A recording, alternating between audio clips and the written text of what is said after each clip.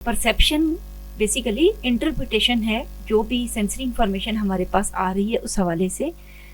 Perception is a process by which sensory information from the outside world is organized and interpreted by the brain to give it some meaning in context. Third year में जो psychology का syllabus है perception का, और उसके अलावा बाकी different sciences का और बिजनेस एडमिनिस्ट्रेशन का, साइकोलॉजी का करने का जो है ना क्वेश्चन आंसर वो यही है कि सबसे पहले हम डेफिनेशन से स्टार्ट करते हैं, और डेफिनेशंस एज इट इज़ आपने याद करनी होती हैं। ये सबसे कम्प्रीहेंसिव डेफिनेशन है परसेप्शन की। इसका मतलब क्या है कि जो भी सेंसरी इंफॉर्मेशन जो कि 5 सेंसेस के थ्रू हम तक आ रही है, विजन है, हियरिंग है, टच है, जितनी भी सेंसेशंस आ रही हैं फ्रॉम द आउटसाइड वर्ल्ड, वो ऑर्गेनाइज की जाती हैं, यानी उनको कहीं ना कहीं लोकेट किया जाता है। जैसे हमारी ब्रेन के अंदर डिफरेंट लूब्स हैं, पेरिएटल लूब है, फ्रंटल लूब है, टेम्पोरल, ऑक्सीपिटल, ये डिफरेंट इंफॉर्मेशन स्टोर करते हैं, रीजन्स हैं। तो वहाँ पर जाकर ये एनग्राम बनता है, वहाँ पर ये स्टोरेज होती है एंड इंटरप्रेटेड। और फिर हम देखते हैं ये जो चीज़ आई है इसका मतलब क्या है। हमारा ब्रेन हमें कभी भी ब्लैंक नहीं छोड़ता और हमें हमेशा कोई ना कोई आंसर बताने की कोशिश करता है कि ये क्या चीज़ है। So the information is not only organized but it is also interpreted by the brain to give it some meaning in context. ये बहुत इंपॉर्टेंट है। साइकोलॉजी की मेन डेफिनेशन में भी कॉन्टेक्स्ट का वर्ड आया है। कॉन्टेक्स्ट के उस सिचुएशन के अंदर हो क्या रहा है, वहाँ पे क्या हो रहा है। जैसे अगर घर के अफराद बैठे हुए हैं और टीवी पे कुछ देख रहे हैं और खुश हो रहे हैं, तालियां बजा रहे हैं, तो आप इंटरप्रेट करेंगे कि something is going on on the TV screen, जिसकी वजह से सब घर वाले खुश हैं। इसी तरह अब कहीं और जगह पे जाते हैं तो अब जो सिचुएशन होती है उसके मुताबिक हम रीजंस और क्लूज ड्रॉ करते हैं कि ये जो हो रहा है ये क्यों हो रहा है, तो तब हम कोई ना कोई इसको मीनिंग ड्रॉ करते हैं। तो परसेप्शन का ताल्लुक हमारी पास्ट एक्सपीरियंसेस और मेमोरी के साथ बहुत ही गहरा होता है। एनग्राम है हमारे ब्रेन में, उसके साथ होता है। ये डेफिनेशन आपने एज इट इज़ याद करनी है और यहीं से ही हम परसेप्शन का मेन क्वेश्चन, चाहे कोई भी सवाल हो, अपने डेफिनेशन ज़रूर ऐड करनी है। परसेप्शन को समझने के लिए थोड़ा सा सेंसेशन को समझना ज़रूरी है, क्योंकि basically sensations are interpreted by the brain to give it some meaning. तो सेंसेशन क्या है? कोई भी जितनी सेंसेशन का वर्ड सेंसेस से निकला है, यानी जो भी हमारे हवासे हमसा हैं वो जो इन्फॉर्मेशन लेकर आ रहे हैं वो सेंसेशंस कहलाएंगी। An organisms first encounter with a raw sensory stimulus, जैसे बाहर से हीट एनर्जी आ रही है, लाइट एनर्जी आ रही है और हमारे रेटिनास पे आकर वो अब चेंज हो रही है न्यूरल कोड्स में। तो जो बाहर से इंफॉर्मेशन आ रही है वो वेव्स और एनर्जीज की फॉर्म में है, वो रॉ सेंसरी डाटा है।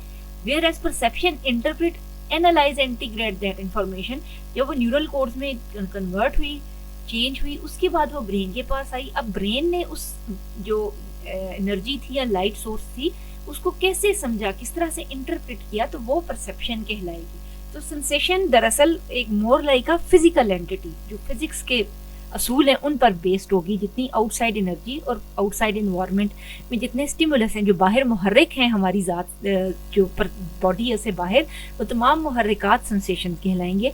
ये 2 मेन डेफिनेशंस हैं। उसके बाद जो परसेप्शन का हमारा चैप्टर है उसकी कुछ एक आध हम डेफिनेशन के साथ ही ऐड करेंगे। ये वर्ड्स जैसे मैं आपको पीपीटीज ये दिखा रही हूँ, आपने बिल्कुल एज इट इज़ ये लिखनी है। इसमें आपको कोई भी और चीज़ ऐड करने की ज़रूरत नहीं है, चाहे आप किस भी सब्जेक्ट का पढ़ रहे, किसी भी कोर्स का पढ़ रहे हैं, लेकिन ओवरऑल ऑलमोस्ट परसेप्शन का फुल कंटेंट इसमें कवर्ड होगा। Gestalt principles of visual perception, जितने भी साइकोलॉजी के चैप्टर्स बनते हैं ना, specially 3rd year 4th year, और जितने भी लोग बेसिक्स पढ़ते हैं साइकोलॉजी के, वो पर्सपेक्टिव्स ऑफ साइकोलॉजी पढ़ते हैं। उनमें से एक पर्सपेक्टिव गेस्टॉल्ट कहलाती है। गेस्टॉल्ट मीन्स होल, यानी किसी भी चीज़ को हम मुकम्मल जब देखते हैं तो हमें और मीनिंग ड्रॉ हुआ लगता है, लेकिन जब हम उसको इंडिविजुअल देखते हैं तो उसके इंडिविजुअल कंपोनेंट्स वो नहीं होते हैं जो होल होता है उसका। आसान और सादा लफ्ज़ों में हम इसको समझते हैं। आपको याद है, किसी ने वो देखा हुआ है पिछले दिनों ना, एक बिग पिक्चर एक प्रोग्राम आर्ट का लगा करता था, जिसमें ना इंडिया का प्रोग्राम था वो, जिसमें ना वो कभी टीन, डब्बे, कपड़े, खिलौने, ये चीज़ें लाकर ना ऐसे ऐसे चीज़ें रखते हैं, और जब उसको ऐसे ऊपर से देखते हैं, उसको एक तरह से उसको जूम करके देखते हैं ना ऊपर से, तो फिर हमें नज़र आता है कि उसमें कोई ना कोई पिक्चर या वर्क ऑफ आर्ट हमें नज़र आता है। कई समटाइम हम बहुत सी कैन के डब्बों से लेकर लोगों ने तस्वीरें बनाई होती हैं, सब बहुत सा वर्क ऑफ आर्ट बनता है।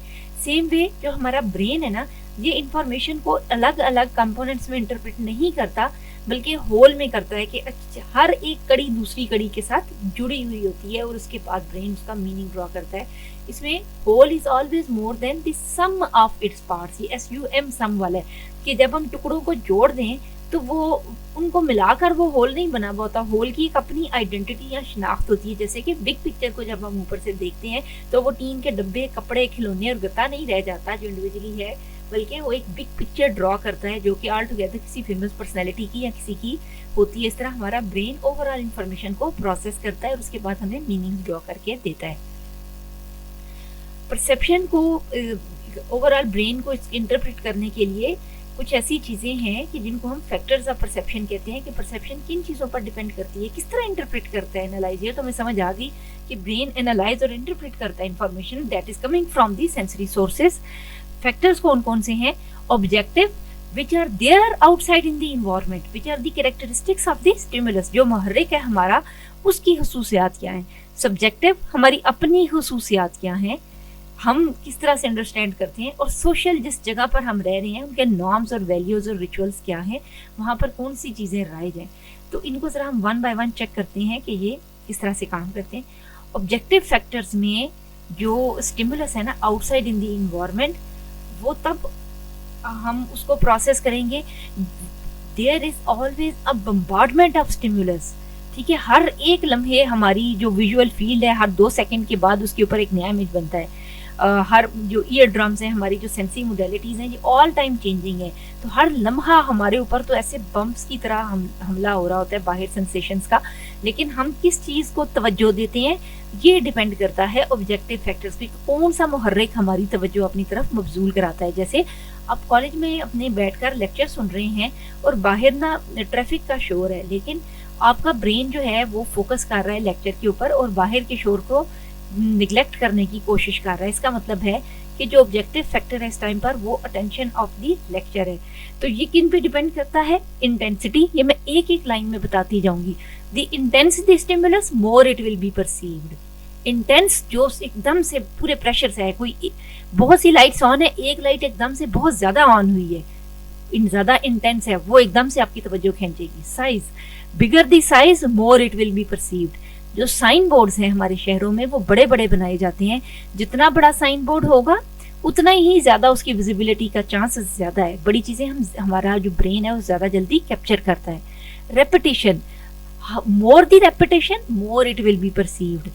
टीवी पे कमर्शियल चलते हैं, एक दफा नहीं चल रहा, 2 दफा नहीं चल रहा, सारा दिन हम सुनते रहते हैं कौन सी पत्ती अच्छी है, या कौन से डायपर लगाने चाहिए, कौन सा शैम्पू अच्छा है, और रिपीटेडली वो इश्तिहार चलता जाता है। Because repetition make up information more processing, वो ज्यादा इंफॉर्मेशन प्रोसेस होती है। नेक्स्ट है movement. Moving objects capture more attention than the static objects. जो चीजें अब हमें नजर आता है कि जो साइन बोर्ड्स हैं कुछ फ्लैश कर रहे होते हैं, मूव टू एंड फ्रू मोशन कर रहे होते हैं, वो साइन बोर्ड्स जो कि मूवमेंट शो कर रहे हैं वो ज्यादा तवज्जो कैप्चर करेंगे as compare to static. Novelty, novel कोई चीज जो बहुत ड्रामाई है, एक्सिजरेटिंग है, किसी चीज में एकदम दिखा दी है कि इश्तिहार चलते हैं ना, ये ऑब्जेक्टिव फैक्टर्स बहुत ज्यादा इस्तेमाल होते हैं हमारी कमर्शियल और ऑर्गेनाइजेशनल साइकोलॉजी के अंदर, कि जितनी मार्केटिंग स्ट्रेटजी है ना वो इनके ऊपर बेस्ड है कि नोवेलिटी क्या होगी, 2 रुपए की बचत, 2 रुपए की बचत, उसके बाद पता चलेगा कि अच्छा किस चीज़ की बचत, कुछ ना इनकम्प्लीट सा इश्तिहार चलाएंगे और कहेंगे जल्द आ रहा है और बस खत्म, ताकि एक सस्पेंस क्रिएट किया जाए, लोग एकदम देखेंगे क्या होने वाला है। चेंज, अब कुछ अरसे के बाद एक इश्तिहार चलाया जाता है और लोग उससे बोर ना हो जाए, कुछ चेंज की जाती है। या फिर आप अंदाज़ा करें, आप ना पार्किंग लॉट में खड़े हैं, सब गाड़ियां खड़ी हैं और अचानक से एक गाड़ी मूव करना शुरू कर देती है। अब वो जो मूविंग ऑब्जेक्ट है या कोई भी चेंज वाकया हुआ है, तो जो चेंज हो रही है चीज़ वो ज़्यादा जल्दी अटेंशन कैप्चर करेगी। Context is very much important. हम क्या एक्सपेक्ट कर रहे हैं, what we are expecting out of a situation, वो बहुत डिटरमिन करती है कि हम किस चीज़ को तवज्जो देंगे। उसके बाद है subjective factors. Factors which are related to the individual who perceives are called subjective factors. जो मेरे फैक्टर्स हैं, यानी मैं क्या देखना चाह रही हूँ, मेरी तवज्जो किस चीज़ की तरफ है, what I am looking for. जैसे कि आप अखबार उठाते हैं, आपके जो घर में बुजुर्ग है ना वो हो सकता है पॉलिटिक्स की खबरें ज़्यादा पढ़ते हों, आपके जो घर में आदमी हैं या जो भी लोग हैं जो कि इकोनॉमी या इन चीज़ों से रिलेटेड है, वो इकोनॉमी और बिजनेस की न्यूज़ पढ़ेंगे। वो ख़वातीन जो फैशन और इस चीज़ से रिलेटेड चीज़ें पसंद करती हैं वो वही चीज़ें स्कैन करेंगी। आप यूनिवर्सिटी में दाखिला लेना चाह रहे हैं, आप एकदम से आपकी नज़र बिल्कुल आखिरी बैक पेज के ऊपर पड़ेगी जहाँ पर किसी अच्छी यूनिवर्सिटी का इश्तिहार आ रहा है जो सबने किसी ने नहीं देखा, लेकिन आपकी तवज्जो उसकी तरफ गई है। क्यों? इसलिए कि दरअसल आपका परसेप्चुअल सेट एक्टिवेट है। What you are trying to look at, आप क्या देखना चाह रहे हैं, जो आपके फैक्टर्स हैं, आपकी हॉबीज, इंटरेस्ट, आपकी एस्पायरेशंस, ये सारी की सारी डिटरमिन करती हैं कि आप किस चीज़ की तरफ तवज्जो देते हैं। ठीक है, ये इसकी एक और एग्जांपल लेते हैं कि for example you are going on a hill station. अब वो जो ड्राइवर है वो अटेंशन पे कर रहा है रोड सेफ्टी के ऊपर, आपके साथ कोई बुजुर्ग खवातीन है या आपके साथ बुजुर्ग हैं, वो डर रहे हैं और वो मेडिटेशन कर रहे हैं और कह रहे हैं सफ़र खैरियत से गुजरे। बच्चे हैं वो अपने चिल माहौल में and they are enjoying themselves, उनकी बिल्कुल तवज्जो नहीं, बाहर सड़क टूटी हुई है, रोड कंडीशन कैसी है, वेदर कंडीशन कैसी है, they are just enjoying their time. इस तरह हर एक सब्जेक्टिवली अपनी अपनी चीज़ों में अपने अपने स्टिमुलस में इन्वॉल्व है, जिस चीज़ में हमारी तवज्जो होती है। इसमें कौन कौन से फैक्टर्स हैं? मोटिवेशन, जितने ज़्यादा आप मोटिवेटेड होंगे किसी चीज़ को अचीव करने के लिए वही आपकी तवज्जो अपनी तरफ खींचेगा। परसेप्चुअल सेट, परसेप्चुअल सेट आपकी क्या रिस्पॉन्सिबिलिटी है, what your sense of responsibility takes you हैं, what is perceptual set. For example a doctor is sleeping with his wife and a child, एक फैमिली सो रही है। अब डॉक्टर की तवज्जो ये है कि ही इज ऑन इमरजेंसी, कि कोई भी कॉल उसको आ सकती है। जो ही फ़ोन की बेल बजती है डॉक्टर की आंख खुल जाती है लेकिन उनकी वाइफ सोई रहती हैं। उसके बाद क्या होता है कि बच्चे की हल्की सी उठने की आवाज़ आती है और मदर उठ जाती है लेकिन फादर सोए रहते हैं, क्योंकि दोनों का परसेप्चुअल सेट एक एक स्टिमुलस के ऊपर फिक्स हुआ हुआ है और अलार्म लगा हुआ है, एक तरह से कॉग्निटिव अलार्म लगा हुआ है। ये चीज़ परसेप्चुअल सेट कहलाएगी। एक्सपेक्टेशन, हम किसी सिचुएशन से क्या एक्सपेक्ट कर रहे हैं, हम सब्जेक्टिवली क्या अंडरस्टैंड करते हैं। पास्ट एक्सपीरियंस, अगर किसी चीज़ को लेकर हमारा पास्ट एक्सपीरियंस अच्छा नहीं है तो हम वही होप नेक्स्ट भी रखते हैं कि आइंदा भी ऐसे ही होगा। अटेंशन, जिस चीज़ को एक तरह से हमें कहा जाता है कि ये चीज़ पे अटेंशन फोकस करनी है, वही हमारा ज़्यादा इंटरेस्ट अपनी तरफ लेना शुरू कर देती है। इस तरह से पर्सनल एट्रीब्यूट्स हैं, emotional state and personal values, हमारे लिए जो चीज़ें इंपॉर्टेंट हैं उनको हम ज़्यादा तवज्जो देने की कोशिश करते हैं। सब्जेक्टिव फैक्टर्स के बाद हैं हमारे सोशल फैक्टर्स या सोशल नॉर्म्स। सोशल नॉर्म्स कि जिस सोसाइटी का हम ब्रॉड वे में हिस्सा हैं वहाँ पर किन चीज़ों को इम्पोर्टेंस दी जाती है, किसी भी एरिया के कल्चर, रिचुअल्स और उसकी जितनी भी फैक्टर्स हैं इस किस्म के, वो तमाम के तमाम कहलाएंगे इसके कल्चरल फैक्टर्स।